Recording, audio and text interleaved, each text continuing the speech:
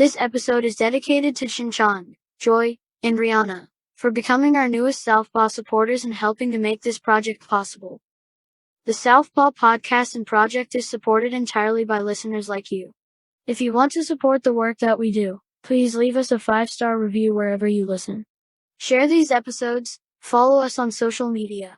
If you're a new listener, make sure to click subscribe. And if you really want to support this project, then become a paid monthly subscriber on patreon.com/southpawpod. If you head over to Patreon and subscribe for just $4 a month, you will get immediate access to our complete catalog of bonus episodes, videos, and articles. The more supporters we have, the more time we can dedicate to the show, which means more bonuses, such as classic fight commentary, transcripts of interviews, building a liberation martial arts online curriculum, and most important of all, hire and pay for staff. If you can't support us monthly, you can also do one-time donations at ko-fi.com/southpawpod. We also have t-shirts and sweatshirts to not only flex the show, but your own moral compass. By supporting us, you're not only helping us grow, you're also helping us stay and keep this project running. We can't exist without your support. Thank you. This is Sam. This is Dr. Han Ryan. And this is Southpaw.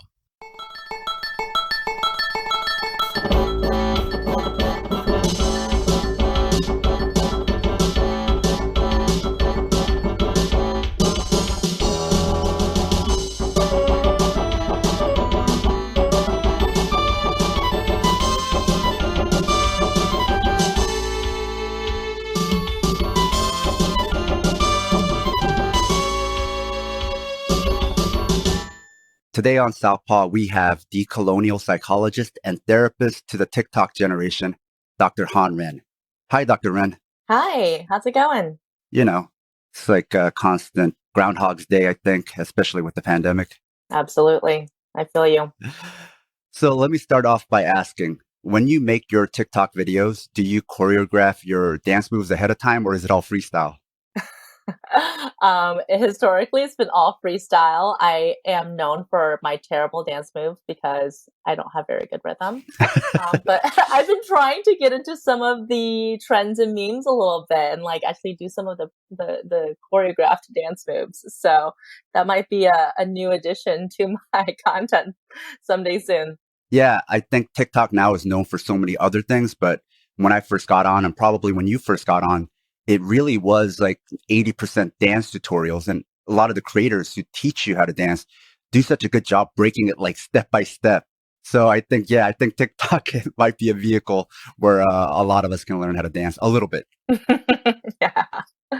Since your videos tend to be geared towards young marginalized people, let's break from any assumptions that people know anything and start from the ground up. What is mental health? I think there's so many definitions for mental health, but I think of it as the ability to cope with stressors, learn from experience, and activate support systems and resources when needed. I think mental health requires self-reflection and knowing and valuing yourself enough through self-awareness that you can value and develop a sense of self-worth.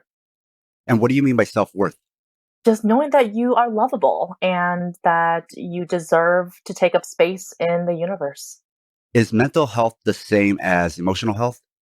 I think there's a lot of overlaps, but I really think of emotional health as maybe a subset of mental health.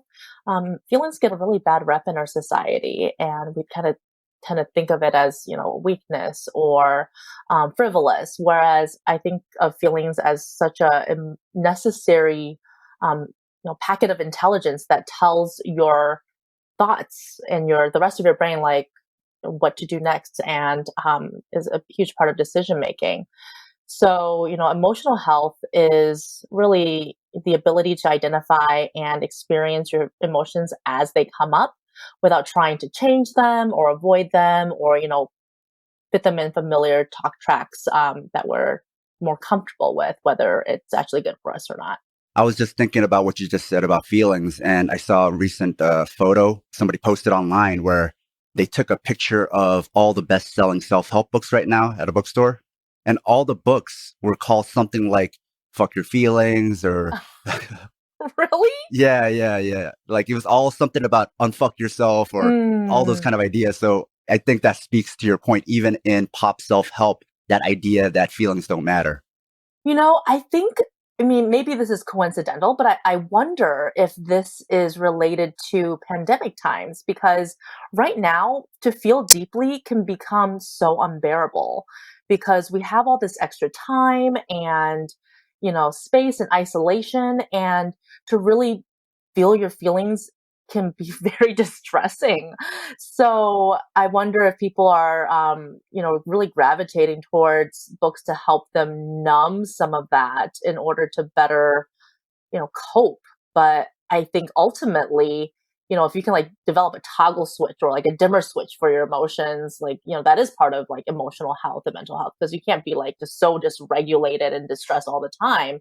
But if you use numbing as your primary or only way of coping, then you kind of miss the point. This actually leads to my next question then. What is therapy? I think the easiest way to define therapy is it's a psychological intervention where a trained professional bears witness to your experiences, both the painful ones and the joyous ones, and helps you to process, understand, and integrate it into your understanding and narrative of yourself and your life. It also teaches you how your mind works and gives you some skills for coping with the distress that life throws at you, and it also offers a perspective to mirror or understand your experiences a little bit differently. I used to say it offers you an objective perspective, but I think now I don't believe that anything can be truly objective, but it's the point of view of somebody who isn't directly involved in your life and won't, can speak more freely because they won't be impacted by your decisions. You just said something that I think needs some highlighting, which is bears witness, Mm-hmm. that the therapist bears witness. So why is that so important? Because a lot of people, even when they talk about therapy and why it's important for them, maybe they never even like came upon those terms, but it seems to like describe what they're feeling when they see a therapist. Yeah, I think one of the core elements of being human is the ability to be seen and valued by others and like valued because of how we are and seen as how we truly are and not because of how others want us to be or how we think we should be in order to fit in. And so I think of the therapy relationship as one of the most intimate and raw places where you can just show up as you truly are without having to mold or contort yourself. um, and I also think of like this is why like therapy will never truly be replaced by apps or AI because we need that human connection to really bear witness, especially to one's pain, in order to begin to really heal. It seems to tie back to what you said earlier about self-worth. For sure.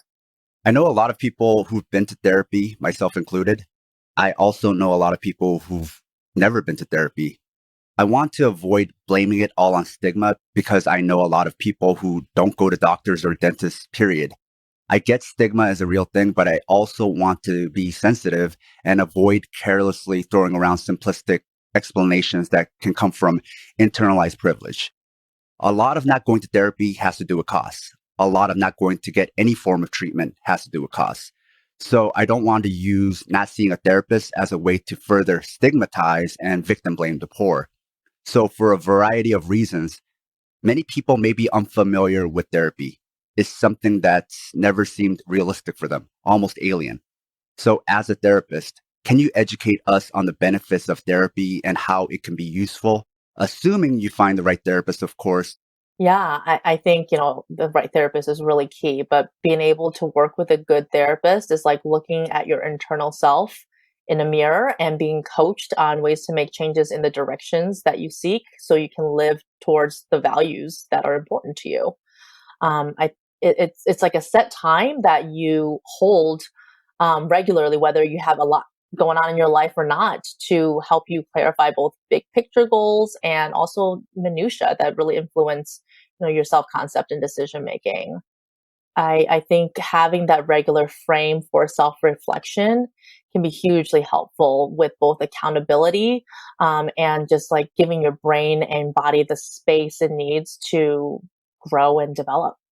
Much like your videos, I'm hoping this episode itself can be a free way for people to begin to think about their own mental and emotional welfare. But with that said, are there low cost to free options out there for people who want to seek therapy but have been too afraid that it was outside of their financial means? Absolutely. I actually have a video on this. Yeah. So there's therapy funds that are kind of location dependent and crowd-funded through mutual aid. That's a great way to start. A lot of them are specific to BIPOC. There's the Loveland Foundation, which is specific to Black women. There's community mental health centers that offer low cost or sliding scale therapy. And sometimes working with a student or an intern who is under supervision is a great cost effective way. And it's kind of like getting two therapists in one because they're also under supervision. So you have the perspective of their supervisor. Online therapy platforms tend to also be more cost effective. And last but not least, most therapists offer at least a few sliding scale or pro bono slots. So it never hurts to ask. Those spots tend to be taken up, especially if your therapist that you want to see is in high demand. But it might take a while to get a spot. And a lot of therapists have wait lists for those spots. From my own experience, when I was in college, that was when I went to therapy for the first time, and it was offered through the school. So it was a student, a grad student. And what was good about it for me, and probably better than just going to somebody who was a practicing therapist for the first time, was that they were my peer. I felt like I was talking horizontally to somebody, which made it a lot less intimidating for the first time. And I think just because of our age proximity, they related to me better, but also because they were a student, there was much more diversity amongst the students. So I found somebody who was also an Asian American near my age, and that made it so much easier. So I would also say just because they aren't a practicing therapist isn't necessarily a bad thing, especially if it's your first time and especially if you're young. For sure. Yeah. College mental health centers are a great way, especially for like intro to therapy. And they're usually pretty good about referring out the more complex cases or if they think that you might need something a little bit more ongoing or long term. And they also often have groups, which can also be hugely helpful. I think for BIPOC, Black, Indigenous, and people of color, there's an added element beyond just the financial, that they can't find a therapist who looks like them and therefore can't relate to them, which I spoke of as far as my own concerns. I know you've talked about being in therapy before becoming a therapist. So can you tell us a bit about your positionality, meaning your ethnic background, and if your parents were immigrants, and if you ever had problems getting a therapist to connect with your positionality? Yeah, so my parents are Chinese immigrants, and I'm also a 1.5 generation immigrant, meaning I moved to the States when I was 5. So I grew up as a third culture kid, which was difficult in many ways, especially now looking in hindsight and realizing that my parents were dealing with their own trauma reactions and survival instincts from immigration, as well as the Chinese Cultural Revolution. So they were surviving, and I was trying to grow as a human and survive underneath that parenting.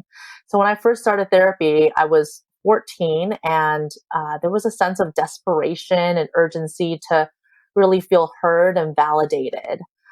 So even though at that time my therapist was this older white lady, it didn't matter as much to me because it was just having that person bear witness and having someone share that my thoughts and feelings were important and mattered and weren't wrong. However, as I've aged and gotten more clear on my own racial identity and also training in becoming a therapist, and in recent years, reckoning with my own racial trauma and just learning more about racial trauma in general, it's become increasingly important to me to have a therapist with similar lived experience. So my last therapist was another older white lady, and this time it did matter that my positionality was so different from hers.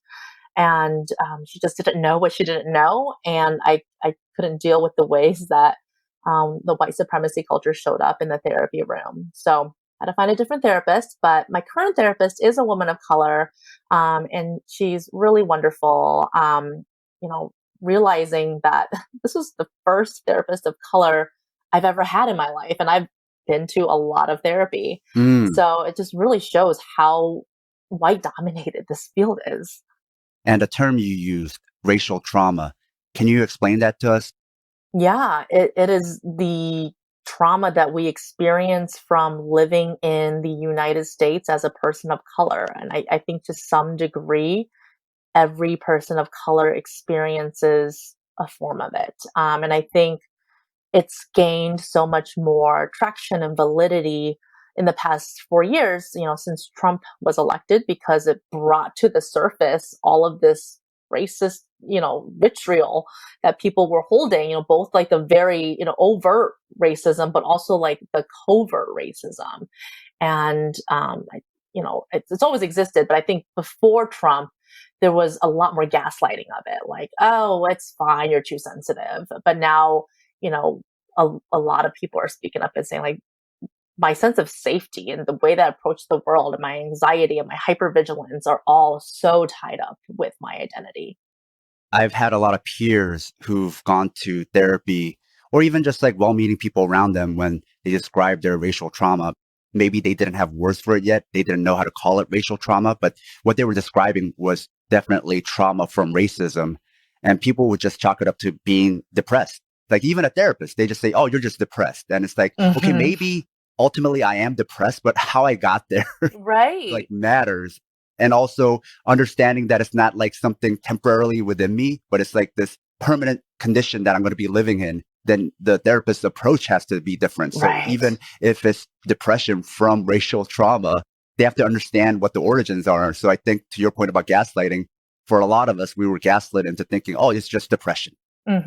Absolutely. Yeah. Like just change the way that you think or exercise more. Maybe you should try meditation. It's like, nothing happens in a vacuum, and I can approach like the way I relate to myself differently, but I still have to live in this world. And that onslaught of racial trauma doesn't stop.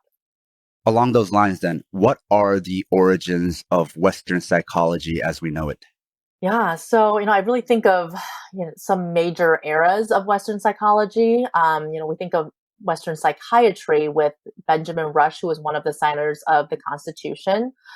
He's the father of psychiatry, and he was an abolitionist, but also like owned a slave and believed that like blackness was caused by leprosy, and he needed to cure the leprosy, then black people would be white. And so, I think of him as like the physician, the psychiatry father. And then the father of modern psychotherapy, Sigmund Freud, who had problems of his own, especially in the way that he related to women and children, even though he never saw any children. And he had all of these ideas about, pathology in children. And then more recently in like the mid 1900s, Watson and Skinner, they're kind of the fathers of behaviorism, when we really took Western psychology from like what's going on inside the mind to what's going on in action and the ways that it manifests in the way, in the ways that we interact with the world. So these are all white men who are products of their time and environment, and all carry kind of a limited scope and view on human functioning. So there's been an evolution from, the internal to the observable. And then, more recently in the past 50 to 70 years or so, combination of both with the development of cognitive behavioral therapy, where it's both like, your thoughts matter as well as your behaviors and actions. And so the focus on systems is relatively new, new as in probably like 1970s and up. And that's really been historically more the context of, sociology or anthropology. And so in psychology, to bring in systems theory, it was a focus on family systems or work organizational systems. But in anti-oppressive and liberation frameworks, systems theory is really essential to the way that we view and construct human functioning.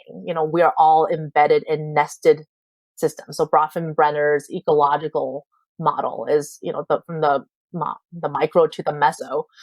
We have these like concentric circles of embedded systems in which we live and operate and are influenced both by the system, and then we also, impact change and influence the systems that we inhabit. That's interesting because I was recently listening to an audiobook. Actually, it's my wife's audiobook, so I don't even know what the name of the book is, but it was about parenting. Mm-hmm. And the author was talking about behavioralism and how basically that's like America, the US's contribution to psychology. Mm-hmm. It was using it to indict America, using it to indict like how Americans, Western white Americans think about parenting and also psychology, which they were saying was anti-systems and it was anti-intellectual. So they were talking about pragmatism was like another aspect of American influence to philosophy, rationalism, all these things that sound smart. But this doctor who wrote the book was saying these are actually not smart. These are anti-intellectual ideas because it's almost like, I guess the too long didn't read summary would be all of these are kind of status quo. You never need to understand the system or the theory. It's more like there's a base assumption, this pragmatism that the way things are going and the way things are already are correct. So then the burden of proof, the evidence is on you to explain to me why things need to change versus we both need to present something. Yeah, it's reductionistic. And I think there's so much about Western psychology that is incredibly reductionistic. And, what I love about these more justice-oriented and liberation frameworks is, not only are we considering like the systems in which we live now, we're considering like ancestral trauma and ancestral healing and wisdom, and like how can we become better ancestors to our future generations. So it's also like time is being held in a different way. So just really trying to not be quite so reductionistic in our approach. So this doctor was not a fan of B.F. Skinner or behavioralism. Basically, the way he summarized it was carrot and stick parenting. But this is also what's done in management and also in corporate America and also how capitalism works. And he basically was saying that we need to rethink this and think better of it. Yeah, I mean, it reminds me of, Alfie Kohn. He's huge anti-behaviorist, and he's like, his whole framework is all about like how do you motivate kids through like intrinsic motivation. And like, listening to his stuff and like reading his stuff, it makes sense and it sounds like really enticing. But then you remember like these kids have to go to school and they have to like take standardized tests and go to college, and all of these. It's like the dialectics of this. Like you want to like raise and motivate children to be these free thinkers who will do things based on what they feel in their souls, but then also like get in line because they have to function in society. And so because of that, like I can't recommend Alfie Kohn stuff because it doesn't work in the world. But at the same time, like I can't recommend pure behavioralism stuff either because it really neglects this whole other part of a person's being and, contributors to why these behaviors happen in the first place. I was thinking when I was listening to that segment about the financial crisis, because it was caused by all these derivatives, which is like you take a bunch of stuff and then you make stuff off of the stuff and then you make other stuff off of the stuff you made, right? And which at that point, nobody understands. Yeah, I still don't really understand it. So how I'm going to tie it back to this is you got a kid and if they do well in school, they get an A. So if they get an A, I tell them I will give them something. But A is the reward. So I give them a reward for getting the reward. It becomes this other derivative product. And it just made me think about this country and how so many of these things, even with systems of carrot and stick, it's all derivative products now, where it's like a reward on top of a reward on top of a reward, or a stick on top of a stick on top of a stick. Everything is on steroids. Everything is magnified, right? And everything is like, feels like higher stakes, which then we feel it in our bodies and in our minds. We just feel more stress just existing. Yeah, I mean, it really goes to, feeds into the moving goalpost idea of like people reach a goal and then they're like, what's next? What's next? They don't even know how to celebrate. I think so many of, my clientele, because I see very, high performing people who have a sense of perfectionism, like the overthinking overachievers. And so much of their problems stem from anxiety about, why am I not happy when I have reached all of these, like, goals on paper, and like really helping them separate like who you are and your level of happiness actually has very little to do with your success. So you've already described some different modalities to mental health. Can you give us some more approaches that have evolved over time and how they work, and perhaps which ones you personally prefer, or maybe which combinations you prefer? Yeah. So I think, historically we see the medical psychopathology model. That's like the DSM-5. That's when you get this diagnosis and you meet these criteria and you like fit this box. That's really like, what's wrong with you as medical psychopathology. And then, from there we can think of it as, what happened to you? And that's more trauma informed. You have this idea of like things that happen to you in your life matter and that shape the way that you are now. And then you throw in like attachment oriented, like what happened to you? What happened to your caregivers? How did what happened to your caregivers influence the way that they raised you, which then influenced, your individual trauma? So the liberation approach is, what happened to you, your people, what's still happening, and what can we do to mobilize healing for it, both, within your communities and collective right now, but also what can we mobilize in, ancestral healing and wisdom that your people know. And that's, I would say, like, if you ask this question to like 10 different therapists, you'll get 10 different answers of what they would highlight as the things that are like important to them. There's more like kind of run of the mill approaches such as like cognitive behavioral therapy, where it's like your thoughts and your feelings and your emotions are in a triangle and they all influence each other.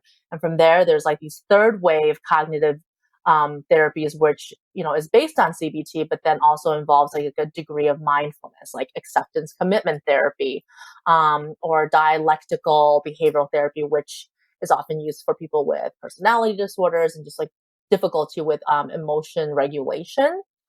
And then there's the relational interpersonal model, where the idea is everything that we do happens in connection with humans. We are harmed in connection with others, and we heal in connection with others. And so then it's really, the therapy relationship becomes part of the healing, where you can have a corrective emotional experience with your therapist to have like a stable attachment to that person, and they can, model and template how repair looks like and how do you talk through difficult things, and be solid for you in a way that maybe your caregivers really couldn't. And then there's also some experiential therapies that are really taking off. Some examples are like EMDR, like eye movement desensitization reprocessing, which is a very trauma focused therapy, or like somatic experiencing, also for trauma, or internal family systems. Like there's so many that are just like, this is the here and now. What's going on in the room, between us and what's happening in your body. All the somatic therapies are in that like bucket of experiential therapies. So there's really just so many. But I really think of the way that I work to be primarily in this relational interpersonal frame with systems informed approach. Like I don't think you can be justice oriented and not be systems informed, where I think of like nothing that you bring to me is just you. It's the product of your conditioning and life experience.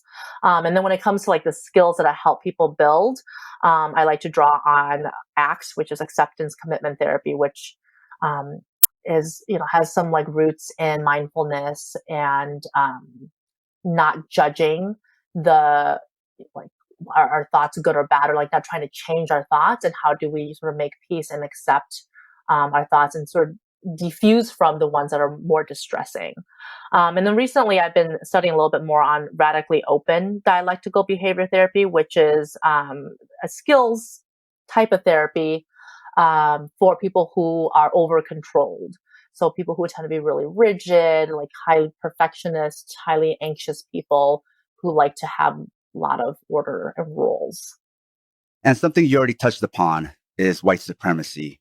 And when we think of white supremacy, we think of organizations like the KKK rather than seeing it as an ideology. It's like saying evil is an actual organization, and outside of that organization, there is no evil, which really lets white supremacy off the hook as far as how pervasive and internalized it is. So, can you explain to us how white supremacy can be an ideology and what that ideology entails? Yeah. So white supremacy operates on a pervasive systemic level. We are born into it, and it's like the water that we drink, from the day we are born. So we don't question it. It becomes the default, the norm. There are actually a set of white supremacy cultural values identified by Jones and Okun in the early 2000s that really break down the ways that certain values that we've normalized and integrated into our daily lives as just like, standards for living. And we're like, as work ethic can be rooted in white supremacy culture. So examples are like perfectionism, worship of the written word, paternalism, defensiveness. There's a whole set of them. And, we think of these as like, professionalism or even science are rooted in white supremacy. The idea of objectivity as being a thing, even like the concept of time. We are so like start on time, end on time, and like how can we, really expand our understanding of time as kind of a colonial construct to control us? Because maybe we have other things going on in our lives that require us to take time away from whatever it is that we're working on. And also like hard deadlines, for example. Some people sacrifice sleep. I mean, I know I pulled up plenty of, all-nighters to meet deadlines, and not because I wasn't good with time, but it was just like I just had so much to do. And there's nothing that we ever really question. It's this ideology that operates on the basis of the white body and its cultural norms as being the default or the ideal. So these are the values that society aligns with success and achievement. And they're all rooted in white supremacy culture. And of course, all of this is rooted in capitalism, as well as achievement, because we know that, worth and perfectionism are definitely long arms of capitalism as well, and also really ingrained in this white supremacy culture. Speaking of time, a lot of people think Albert Einstein won his Nobel Prize on his theory of relativity, which actually covers a lot about time. But actually, he won it on the photoelectric effect. And one of the reasons why is because even though his seminal work is on the theory of relativity, he had this debate with a philosopher, Henry Bergson, I believe. And the debate was about time, that Einstein cannot define time. So ultimately, he couldn't win that debate. He couldn't make a case that time is more than a concept that humans carry in their heads. And that's part of the reason why he didn't win for the theory of relativity. So to your point, then, even the idea of time, which we just take as like, oh, it's a given. It's just like a real thing. It's an objective thing. Is actually a construct. Yeah, I didn't know that about Einstein. That's fascinating. So to what you just spoke of, then, what is internalized white supremacy? Yeah, so it's internalizing these set of cultural values to be one's own individual values. And for many BIPOC, it's this, gymnastic contortionism that we go through in order to fit in and find our role within the dominant culture and use it as a survival tactic. In some ways it's assimilation, and it's not pathological at all. I think like when people hear the word white supremacy, they immediately tense up involved. And like, especially like internalized white supremacy. Oh my gosh, you're saying that it lives in me? Like, that's not me. We're so quick and defensive and saying we're so quick to like other it. Like that's, that's the bad apples, the other people, not me. And I mean, that's one of the things that really maintain white supremacy, is if we're so defensive that we're unable to even examine the ways that it operates and is perpetuated within ourselves and our own relationships. And it lives in all of us. And that's not bad. It's just how it is, because how can it not? We're steeped in this and in our culture. So it's completely normal for, BIPOC and immigrants to have this sense of internalized white supremacy. It's how we know how to get our needs met and play by the rules of the dominant culture. And I also want to highlight that white supremacy culture is a global phenomenon. So this shows up in other cultures too. People think it's only Western, but colorism in Asian societies are huge, or casteism in India. And at its extreme, internalized white supremacy can really be a betrayal to one's own cultural values in order to fit in. But it can also be incredibly lonely because, what are you willing to sacrifice in order to fit in? And wouldn't it be better to find a place to belong instead? And I don't think most people think about those two as different. Fit in and belonging are used interchangeably, but I really think of them as two different ideas, and like just they feel different just in your body as you even say the words. Along those lines, then, one of your most popular video series was on how Western psychology is rooted in white supremacy. Again, not the organization, but the ideology. But the ideology then gets rooted into institutions. This is how we get institutional racism. Your video series was eye-opening for a lot of people, but again, whenever you challenge white supremacy and the power structure, you'll also get a lot of pushback. But this is not the podcast where we go, to be fair to white Western psychology, just as we won't say, well, to be fair to men's rights, because to be fair to what? Men already have all the rights. It's others who are trying to catch up. Spending any more energy uplifting the already uplifted doesn't actually create balance or fairness, but more inequity. Western society has already centered Western culture and Western practices. Every day is White History Month. So let's not retread any more of that and explore what we haven't been told, like how Western psychology is not only rooted in white supremacy, but also male chauvinism. So, Western psychology was born of the dominant culture and power structure of its time, which was originally very white, male, cishet, ableist, patriarchal. And I actually recently learned this bit of information about how so many original psychoanalysts were Jewish, because at that time, around World War II, it was such a persecuted identity that in order to find survival, they had to align with the medical institution and, make psychology more medicalized as a means to survival. And that just was such a light bulb moment for me. It's like, it makes so much sense because the, fathers of these ideology were also trying to survive in the systems of their time. There's been so many iterations of Western psychology and it's constantly evolving. It wasn't that long ago that homosexuality was in the DSM as a disorder. And, we have to acknowledge that Freud spent much of his professional career studying, quote unquote, hysterical women. And he noted that the problems he believed them to, have were because of masturbation. So the field has certainly come a long way, but we can't forget the origins and the ways that these beliefs persist, especially in a medicalized model of mental health, or just in these kind of siloed ideas of psychology as being such an individual experience. And if you just sort of look inside and treat the neurochemical imbalances and think differently, you'll be all healed. If you just fuck your feelings, right? Yeah, exactly. Didn't the American Psychiatric Association also acknowledge this? Yeah, they recently published an apology for their complicity and upholding of systemic racism. They dropped this apology on MLK Day, which, definitely triggered a lot of feelings for people because it felt very performative. Yeah. But, in this statement, they did acknowledge how both historically and in current times, there's a lot of medicalized racism that shows up in the field of psychiatry. For example, the differential diagnosis of bipolar versus schizophrenia in white versus Black people exhibiting psychotic symptoms. If you're white, you're a lot more likely to get a bipolar diagnosis. And if you're Black, you're a lot more likely to get a schizophrenia diagnosis. And obviously, anything along the schizophrenia, schizoaffective spectrum has a lot more stigma. So, their apology is a start, but they didn't really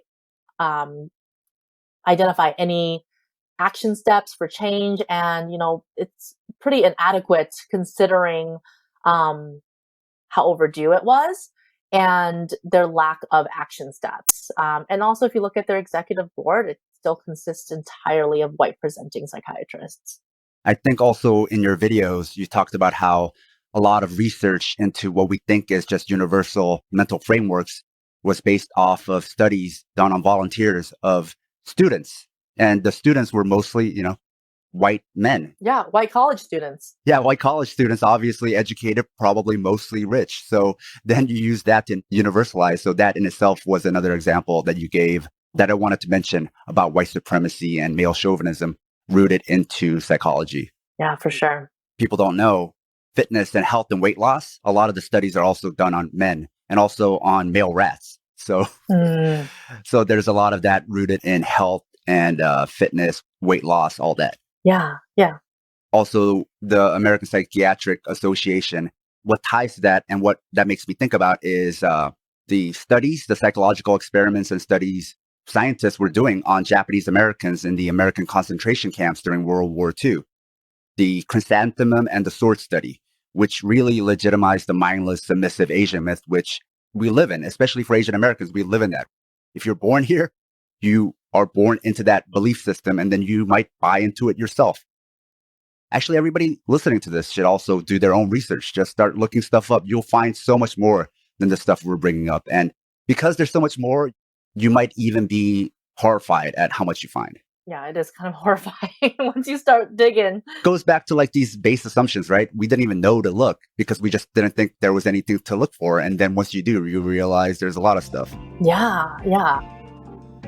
A note to our loyal listeners. If you love the show, please support us and help us get paid for our labor by joining Team Southpaw on Patreon. By becoming a member, you'll get access to bonus content like exclusive articles, fight previews, bonus episodes, transcripts of fight studies, and access to our private chat group on Discord. But more importantly, you will help us supplement the cost of the show, the incredible time and energy Sam and I put into making the show, and you'll be giving us some breathing room not only to juggle Southpaw with our day jobs, but also expand Southpaw into other areas. Show your Southpaw solidarity by supporting us at patreon.com/southpawpod.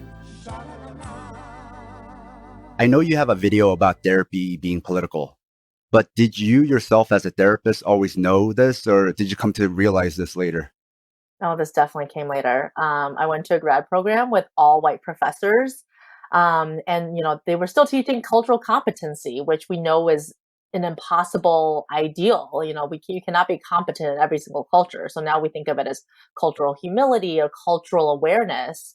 And so in my grad program, it was like, talk about all your different experience having worked with different diverse clients. It was kind of like catching Pokemon. Like you've got your gay clients here and your Black clients there, and your single parent homes there. And it was like, oh look, I'm so well versed because I have like all of these different experiences. But these clients, they don't consent to their pain and suffering and unique life experiences and family structures as being used as a way to uplift their therapist like diversity quota. And so I've really shifted in the way that I think about this now, as like every case that I take on is a cultural case. It doesn't matter what the person's background or lived experience is, because everybody comes with their own culture. So it's something I had to really unlearn in a lot of ways since graduating. And then from there, relearn alternate replacement models of thinking, more so than even like facts. In one of your videos, you said mental health and therapy is always political because you're not created in a vacuum. You don't live in a vacuum, right? So everything about us is affected by the politics and the culture and the society we live in. For sure. Yeah. Mental health is inherently political because so much of the things that causes mental distress has to do with policy that affects our rights, whether it's immigration or abortion or, equal wages or getting that promotion at work or getting entry to an institution where there's gatekeepers. Like all of these elements in our life that are oppressive are rooted in some sort of policy that is political. And so any therapist who says like, well, I just don't even do that, I'm just apolitical, you're really missing just an inherent like foundation of what healing can and I think should look like. You know, I've actually like heard more recently that as the younger generation is educating themselves and like I guess learning on TikTok of what they should ask their therapist, like some therapists are like kind of upset, like, oh, and then this client had the audacity to ask me what my political views are. Can you believe it? As if that would matter. And, you know, and to that, I say like bravo to the, you know, informed clients who are advocating for themselves.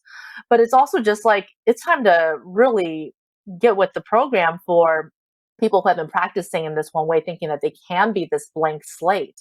Because, you know, what we know about what makes psychotherapy effective is like 80% of relationship. Yes, skills matters, and there's definitely an art to it, and you know, different strokes for different folks.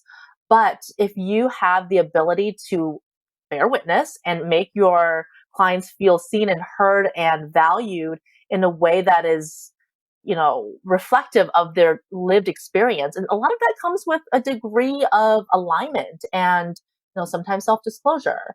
I learned, you know, from firsthand experience that I don't do my best work when I'm living or practicing in a culture that is so different from my own personal values. I did my internship in a suburb of Houston that was very conservative. And I quickly moved back to Austin after that because I knew and I could see the ways that I didn't feel right in my bones in the ways that I was practicing psychology there. A recurring theme in your videos is how systematic oppression can influence your mental health. Can you explain to us what you mean by systematic oppression and how that can affect your mental health and where capitalism fits into all this? Yeah. So, you know, I want to highlight that I think it's both systematic and systemic. So systematic is like, it's repeated because it's like, you know, relentless. Oppression is you know, intersectional and everywhere, but it's systemic in that like, it is not just something that's perpetuated by one person or in one domain. It is, you know, perpetuated by every single level and layer of hierarchy.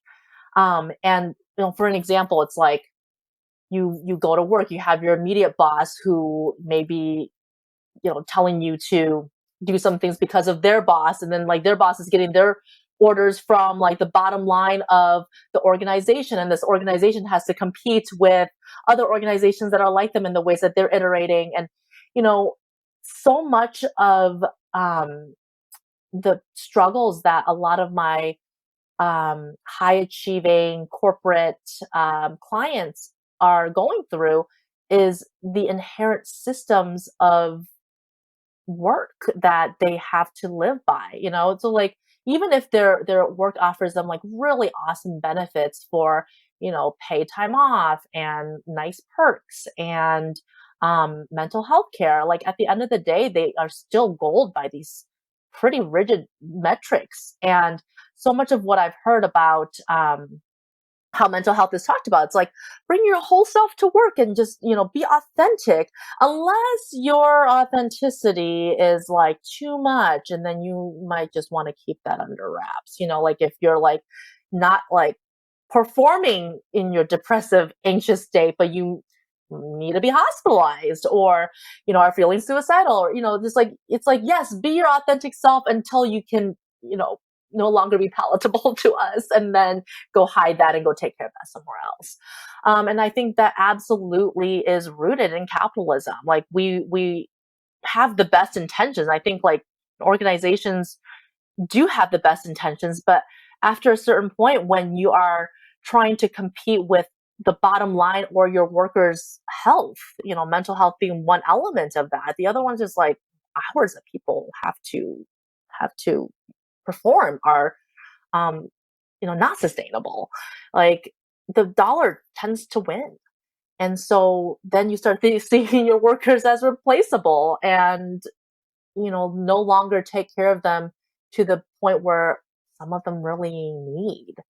And yeah, I mean, that's just how capitalism works. I think I spoke about it a little bit earlier with, teaching kids intrinsic motivation versus extrinsic motivation. Like, you cannot have a kid who is just so like driven by whatever they want to do that they refuse to sit in the circle for circle time at kindergarten and don't want to turn in their homework because they're not interested in math.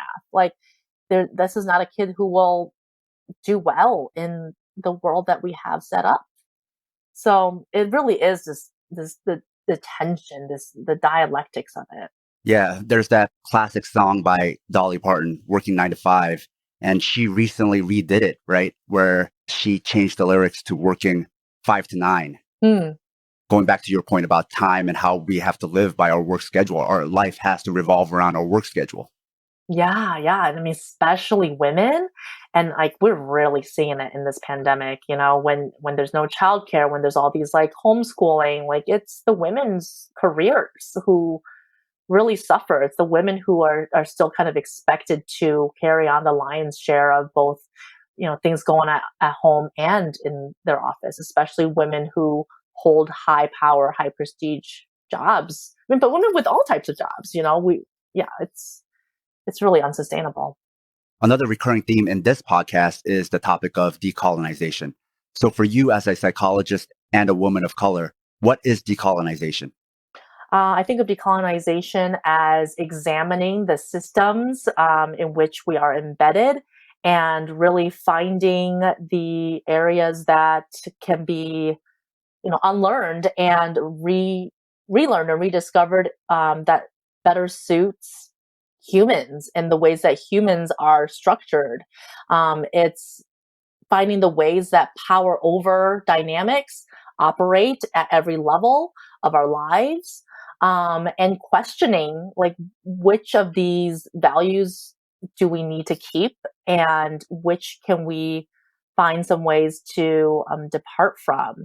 And I think in psychology, it's really giving voice and power back to the clients and back to the systems in which they are born into, not the systems in like the colonial systems, but like their ancestral systems, the wisdom that they know in their bones and the cultural values, and especially with like collectivism and people of color, and that we are taught that our collective wisdom and cultural values are not as important or secondary. Like, we need to assimilate or acculturate as a means to survival. And I think of decolonization as, no, we don't. Like, how do we amplify those existing wisdoms and actually tear down the colonial systems that are operating and that govern what mental health is and, should look like?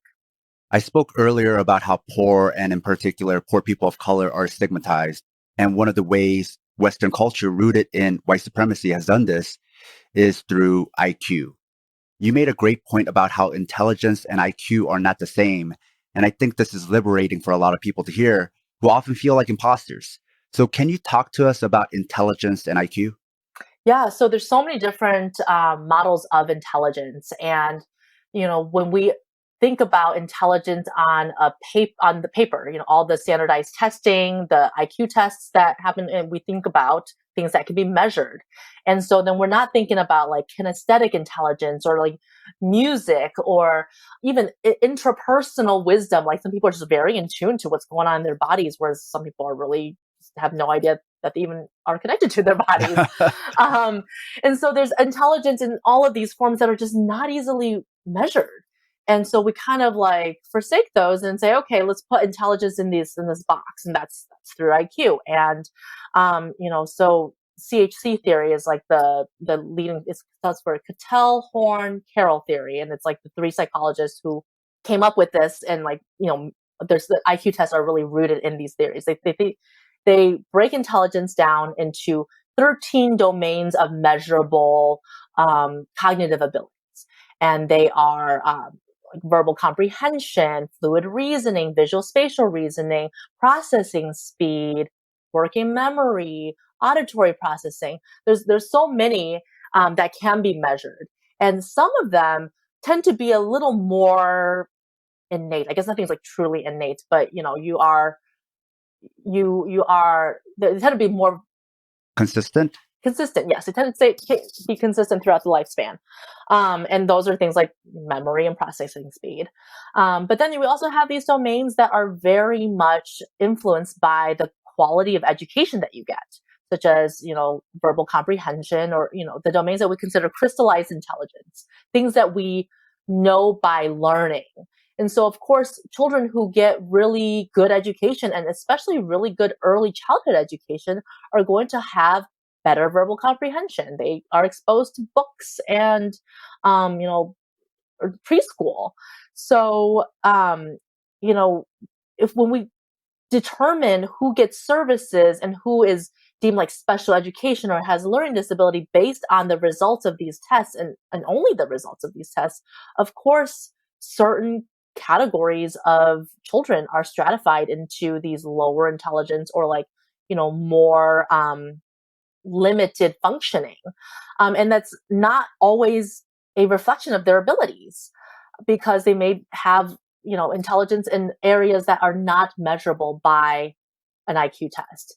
But there's also different ways to look at it, because, some of these children may actually be behind because they didn't get a very enriching environment, and then they need more support, they need more one-on-one attention. And so if they have special education services, that's one way for them to access more of the curriculum. But then you also think about the stigma that puts on a child, and then how, special education programs have a special place, a very solid place in the school to prison pipeline. So it's just such a double-edged sword in so many ways. Seems like IQ just measures what it measures, and it doesn't measure what it doesn't measure. Exactly. I often think about the Western idea of intelligence. I think about when I watch movies or I hear people talking about aliens, the way they think about the aliens is always just this giant brain and no body. And to them, it's supreme intelligence. That's why people want to upload their brains onto something, because you talked about different intelligences and they don't even know they have a body. To them, it is this just data. Floating head. Yeah, it's this floating head data that you can download, because if you can download it, then whatever you are can be measured just by binary numbers. Yeah. And it's okay, dude, Yeah, I mean, intelligence does not correlate towards life success.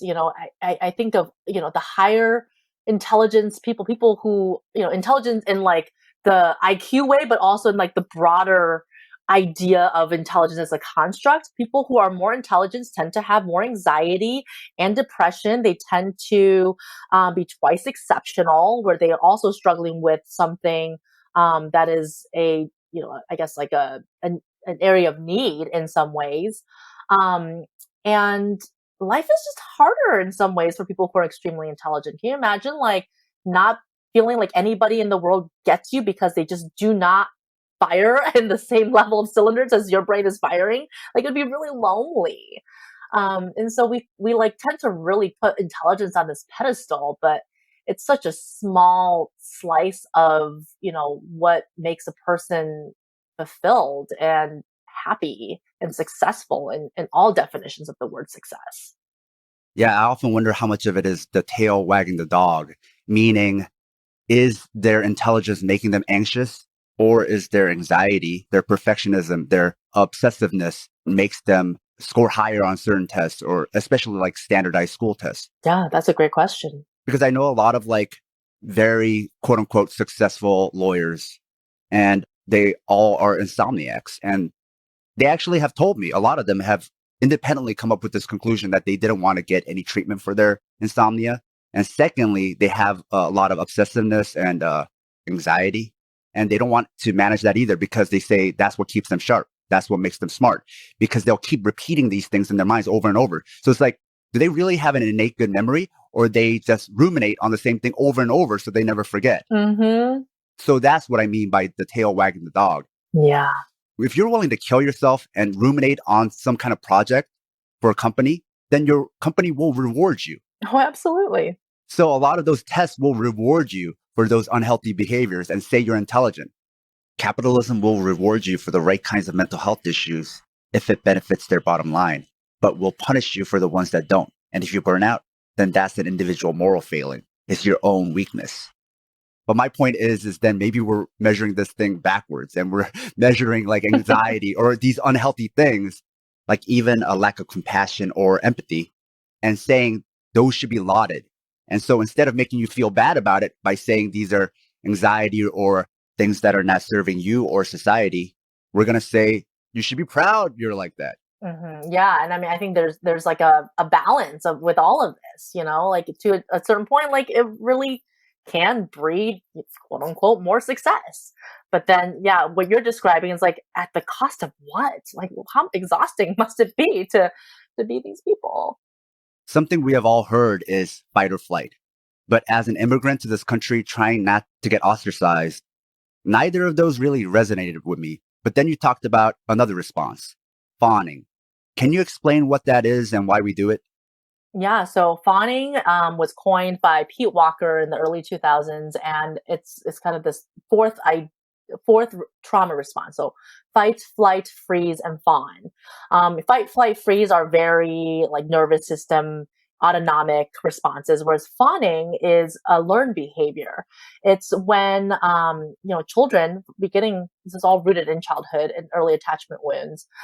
Children learn that in order to survive, they must predict and anticipate the emotional needs of the adults and caregivers in their world, because they know that when people around them get upset, then they will become the subject of abuse. So then they get really good at people pleasing and being really passive and submissive and helpful, and bridge building and, likable, in order to survive. And that way they can get their needs met by first meeting the needs of other people. And so, I think of fawning as kind of an assimilation response too for immigrants, because the way that we can get a foothold in this country is by learning the lingo and anticipating the needs of, the dominant culture. And so fawning is not, people like to say like, oh, that sounds like so manipulative, but it's not rooted in like power or control. It's rooted in fear. People who respond with fawning, it's because this is the way to survival. It's the quickest, safest way that they know how to, not be hurt. When I think of like a lot of those ideas about model minority or this like immigrant good student, I wonder how much of that was just us fawning, just trying to please and not get in trouble because we felt like the stakes are so much higher for us. Yeah, for sure. And the stakes really are. I think one of those situations that trigger a lot of fight, flight, freeze, fawn response for a lot of us is with casual, everyday aggressions. I don't want to call it micro because they aren't minor. It's more like they happen so often, you lose track. It's like what you said earlier, systematic. It's constantly recurring, right? I kind of liken it to a jab in boxing, which they actually use also the term systematic. The person is very systematic with their jabs, meaning they're consistent with it. Because hundreds get thrown in a fight. So you might think it's minor just based on sheer volume, but if you've ever been hit in the face by one, there's nothing minor about getting punched. So then what are some ways to stop casual harm in their tracks when you can't always walk away from everyone or fight everyone? Yeah. I think just a still face, like people are making some jokes and you're like clearly not laughing, some eye contact is a pretty good way to, show that you are not amused. You can ask like, what do you mean by that? Or, I don't get it. Can you explain why that's funny? And, like put the spotlight back on them, because when people have to explain the origins or the rationale of their like quote unquote micro aggressive jokes or statements, like they get real uncomfortable and real squirmy quickly. And so, putting it back on them is a great way for them to learn, like, hey, maybe I shouldn't be saying this anymore. I can know my audience better. But I also think it's so like context dependent, because like, sure, you can have this like arsenal of like tips and tricks that you can use to, talk back to these comments, but depending on the context, like it might not be safe. This might be your boss, so you say, what do you mean by that? And, you lose your job the next week, or you get, like the labeled as like antagonistic or abrasive. So it's not always safe to be able to call out these casual aggressions as they happen. And that's, part of why fawning is something that we learn to do. We're like, ha ha ha, that's so funny. Okay, moving on, back to this thing, So we have to really have a whole bunch of different tricks in our arsenal of how to handle it. I think in recent years, I've gotten better at making that like eye contact, like, kind of response, especially, in non-professional situations. I mean, even in professional situations, when it's come up in sessions, I was like, hey, let's pause for a moment. How do you think that landed with me? What motivated you to say this, and what were you trying to convey? And so it's just kind of a gentle call in of like, maybe you said this really offhandedly, but given like my identity and given the weight that your words hold, maybe it didn't land that way. And so let's just unpack it a little bit. I also have gotten a lot better at cutting out the toxic people in my life who, would be more apt to use these things casually. Like, I don't need to be surrounded by people like that. And that's been really liberating. I've learned more recently that just because you're friends with someone out of habit doesn't mean you need to breathe them into your future. Tell us about racial gaslighting and Darvo. Yeah, so Darvo stands for Deny, Attack, Reverse Victim, and Offender. And it was coined by Dr. Jennifer Freud, professor of psychology at the University of Oregon. And it's a very common response that people who gaslight use. So, with any gaslighting, it's like a minimizing or invalidating of your concerns, and deny saying like, no, that's not how you really feel. Attack is actually, what you said here was offensive to me because blah, blah, blah. And then, reverse victim and offender, like they make themselves the victims. To be fair to me and my racism. Mm-hmm. Yeah. Or, but usually with race, it's like, I grew up really poor. You don't know what it's like. Even though you're Asian, you had more money or class or whatever. Like, they bring up these things that are like sidebars to the issue at hand. And so for racial gaslighting, it's the minimizing of, experiences of harm that people have from these casual aggressions, these casual everyday racism that people experience. And it's so common, and people do it in this reflexive way that they don't even realize that they're being Darvoed or that they're Darvoing others. Because when people are defensive, when you're called out for something, there's that like tightening of the body, that freeze response, and you're just like, oh shit, how do I get myself out of this?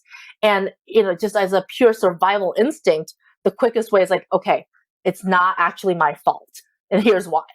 And so it just comes out as this reflex. And that's why it's so important to slow down with what's going on in our bodies, and slow down with examining, like, why did I respond that way? What was coming up for me that made me feel like I needed to defend myself? Was I actually being attacked here when this person was explaining how their experiences of racism, actually feel to them? Yeah. And it's very much, again, like a white supremacy cultural value is defensiveness. We as a society have a hard time taking responsibility, especially at first call out. Maybe if this happens a lot, they're like, okay, well, shit, I got to look at this. But initially it's, almost guaranteed that most people will be like, actually, no, you're wrong. And here's why. My intentions were good. Okay. Something you speak about is how some therapists miss how America can be so confusing to people who come from immigrant families. Why is America so confusing for us? Because I'm still confused. Yeah, I really think of this as, collectivism versus individualism. A lot of immigrants come from collectivist societies where, for better or for worse, our own experience is reflective of our collective and vice versa. And certainly I'm not saying that collectivism is like the best or the only way, or, there's a lot of toxicity and shame and shaming that happens in collectivist cultures too. But one of the beauties of collectivist culture is this like generosity of spirit and this like desire to help out those around us and those that we care about, and really putting the well-being of the collective at the same level as our own well-being, if not above our own well-being. Whereas Western American culture and society is very individualistic, where I do me and you do you, and that's that. And so when you come in like with this like more the merrier, when everyone's happy, I'm happy, and everyone around you is like, no, I'm going to do me. You can just give and give and give and not have any of that reciprocity. And so much of that confusion can come from just the exhaustion it takes, because we're also just templated to say, well, maybe I'm just not giving enough, I'll just give more, and if I give more, then like people will finally reciprocate, and it doesn't really happen. And I think the model minority myth for Asian Americans certainly add to that, because of that expectation of like, oh yeah, as the Asian smart kid, you're gonna do my homework, but you won't ever be invited to the cool kids party. It's this lack of reciprocity, but there's still that hope. Yeah, it's confusing. It's exhausting. So from my own experience, I've always felt uncomfortable when people have tried to label me as introvert or extrovert, or try to do this for my own culture, which is Korean culture.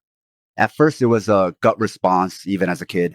Most of my childhood peers loved discovering the concept of introversion, extroversion, because for them, it felt like it defined something for them.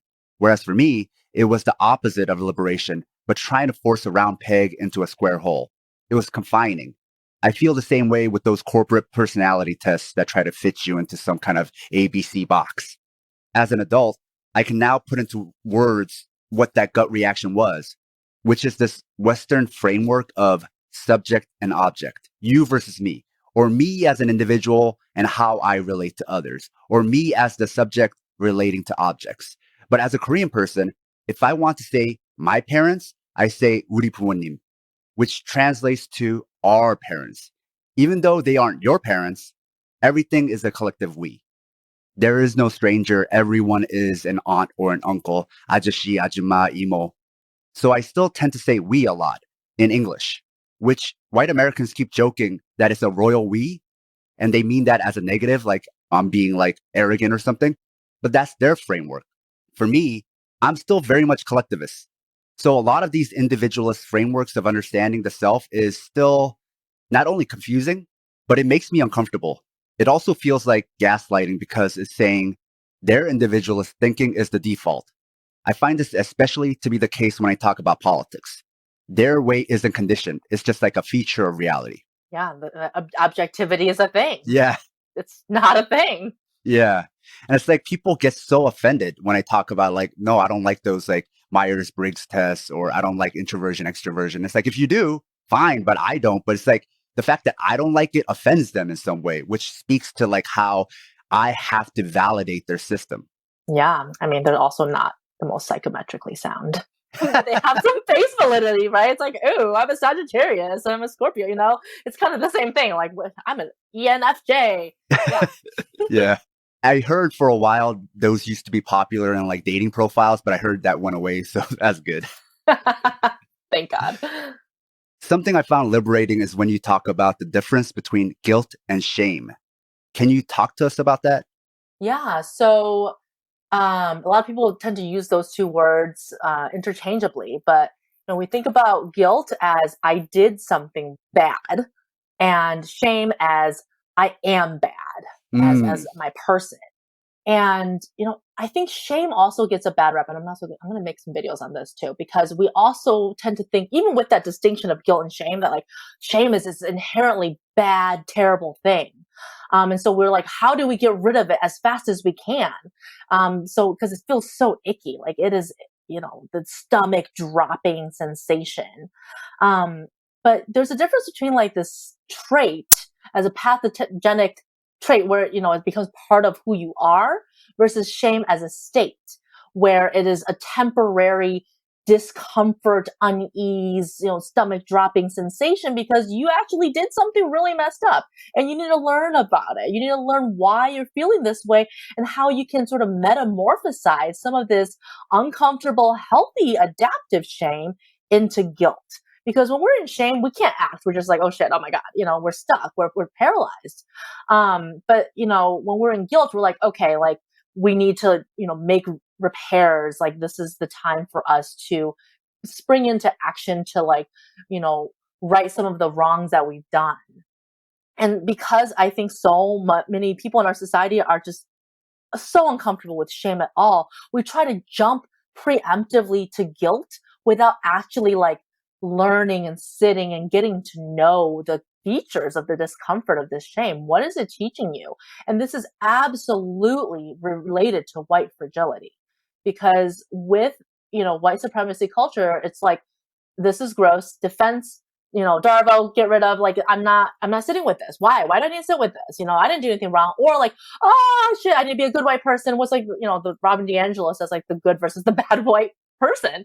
How can I go and like do all these things and so other people will know that I'm a good white person? That's, the black boxes on their Instagrams and like all the performative allyship comes from this like wanting to transform into guilt so quickly with, to offload that sensation of shame within their bodies rather than like, okay, like let me sit with it long enough to, get to know it a little bit and learn something from it so I can actually put some of this transformed energy to, actions that matter. And so we can't do that if we're just hopping over the discomfort so quickly. Then we just get to guilt, do this one performative thing. I'm done off, I've offloaded my guilt. I didn't feel that shame for that long anyway. So now here I am. I posted my black square and now I'm done. But certainly we don't want to sit with like pathogenic shame as a trait where it's like every day feels like I'm just a worthless being. Like that's not healthy. That's not, certainly not what we're striving for. But I think, with this idea of shame and guilt being different things, so many of us are so quick to just want to bypass the shame stage when there's a lot we can learn from it. And it's a necessary part of human development. This probably goes back to those books I was talking about where Yes. people don't want to sit and learn. Yes, I mean, shame forever isn't good, but it's like, now I remember the book that launched all of these series. It was The Subtle Art of Not Giving a Fuck. Yes. Oh gosh, that book drives me nuts. People don't know the guy used to be a pickup artist. Yes. He was a pickup artist and he's like extremely misogynist even to this day. Yes, he is. But for whatever reason, he's very popular in the thought leader circles and it launched a whole bunch of other books by other people. And he has another book about like something about not giving a fuck again, like part 2, Yep. 13 rules about not giving a fuck or something like that. Maybe there is something about like you don't want to sit in shame forever, but it's bypassing or kind of like confirmation bias where it's like confirming people's innate want to just skip over that process and go straight to guilt or just don't feel anything and just move on and you're just shameless, Yeah, like I'm good, right? I'm good. Okay, cool. Yeah. Yeah. Something I actually never heard of until your videos was unhitch. What does unhitch mean? Yeah, so that's a term from ACT, acceptance commitment therapy, where, we have these thoughts that are just floating through our heads all the time and we tend to see them as reality. And we get so fused to it and we just really like in our heads play them out from beginning to end and then like oftentimes start the cycle all over again with just a different, path. And our thoughts actually become our perceived reality, but they're not actually our reality. And so unhitching or diffusing, diffusion from our thoughts is just sort of separating our sense of self, like who we are and our core self from our thoughts, like letting our thoughts be there, but not letting them take up more space or become our reality or living our lives as if our thoughts are actually real. So one of my favorite like CBT quotes that I would love to just, like put on a poster in my office is, don't believe everything you think. And that's, again, I think as we were talking about earlier, so related to like our, the floating brain idea of like intelligence and cognition as like king to our experiences, when in actuality it's, only one slice. And actually it's the slowest part to come online when we experience things in our perception. Like we experience them viscerally and on a body somatic level first. And that's why like trauma lives in the body. And then we have some emotional responses to it. And the meaning making, the last part, is the cognition. And yet that's the only part most of us, really focus on. I guess like behaviors too, which comes afterwards. But, in terms of what's happening in our bodies, it's the last thing that comes online. I feel a lot of good mental health is just clarifying things so you don't feel like you're such an outsider. Yeah. And another liberating clarification you made was explaining how agency is not control. I think this is especially liberating for activists who always feel a tension between collectivist needs versus personal needs. So can you explain to us then the difference between control and agency? Yeah. So I think people are so uncomfortable with not having control, and they want to be able to predict the future with control. But once you start controlling, you can't stop controlling, because it really hinges on you having every single piece of the puzzle and orchestrating every single thing in your life just right, so things will go according to your mind's eye plan. And yet, things rarely do. And when things go off the rails, you kind of freak out, like, oh gosh, my plans are completely out the window. And so, control really comes from a place of fear of what's going to happen if I don't do things exactly the way I want to do them, where the world doesn't, respond in the same way. Whereas agency comes from a place of possibility. Like, how can I orchestrate the things that are within my realm of action, what I can act on, such that there is the possibility for the best possible outcome.